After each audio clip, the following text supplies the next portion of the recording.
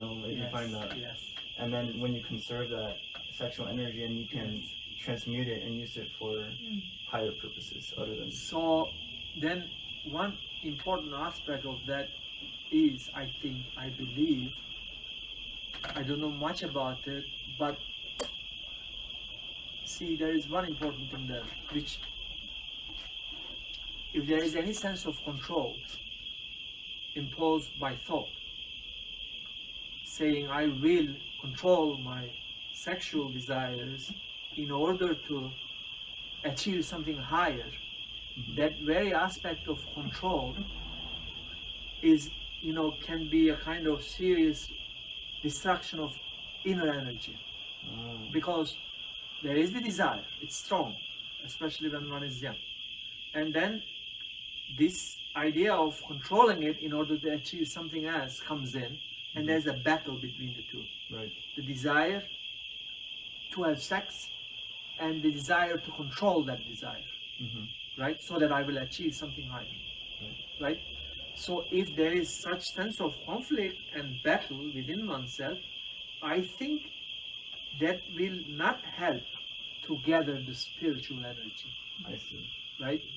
So that one must find a very well balance of these two. So for me, what is more important is the understanding, and then going beyond if one can, rather than applying certain techniques and ideas, which is control, to go beyond. I don't think one can truly go beyond with control.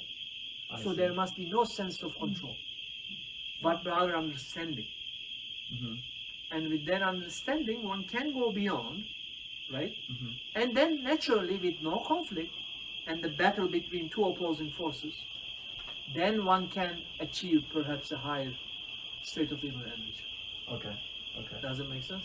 But wouldn't you need to start the process, some level of, I guess, because when you're being conscious, because then if you're subconscious, that's when your sexual desires comes out.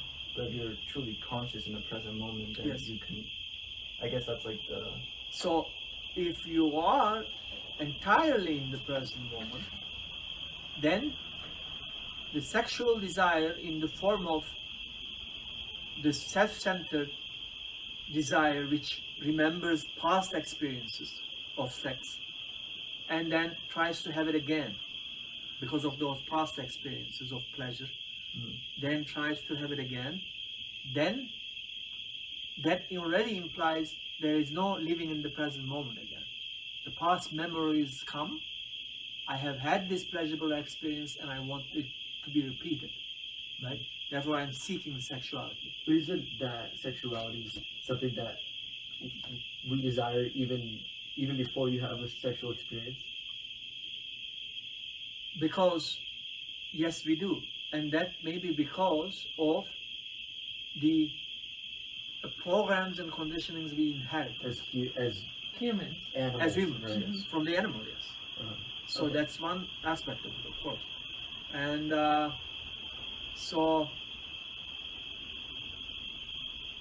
and when one is young, there is the biological factor too. It's not only the programs and conditionings, there is the biological aspect of the body. So different things affect it. And but personally, I think controlling is something that one mustn't do. Controlling desires in order to achieve something higher. Because that very control... What? I don't know, it's a big thing. Okay. What is it? Alright. Okay. Oh my god! Is it a beetle? It didn't sound like a beetle. It sounded like It's a on dragon. its back and A it's dragon. So how do you go about? I think that's what Isaac was thinking. How do you go about starting that? I guess journey or like that transcendence without some control, like without some things that you control to get to there. In return to sexual energy, you mean? Sure. Yes. I would say for any desire within oneself, I don't think control is the answer. Because control creates a kind of wastage of energy because it creates a conflict between the desire to have that thing and Whether it be sex or a brownie. Or, yes, Yeah. anything. So the desire to have that thing, and the other part of the mind says, I must stop that desire in order to achieve something, right? So there's a battle. That battle is wastage of spiritual energy. So that battle must come to an end. For that, I will say I will not control, but that doesn't mean I will eat this chocolate every single day in excessive amounts, right? I desire that. I understood control is not the answer, so I stop control. So what then? Then I observe. I'm very aware of those desires as they arise. I watch.